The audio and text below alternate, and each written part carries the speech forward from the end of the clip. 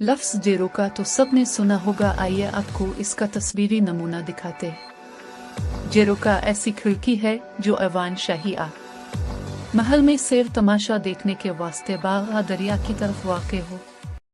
झरोके छोटे और बड़े दोनों तरह के होते हैं।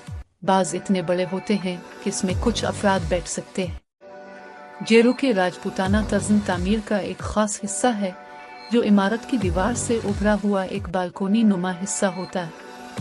ये ज़्यादातर पत्थर पर बारीक और जमील नक्काशी के साथ बनाया जाता है, जिसमें फूल पत्तियों, जानवरों और इंसानी मुजस्समों की कढ़ाई दिखाई देती है। झरोके का इस्तेमाल अमूमन ख़्वातीन पर्दे में रहते हुए बाहर का मंजर देखने या शाही खिताबात देने के लिए किया जाता था।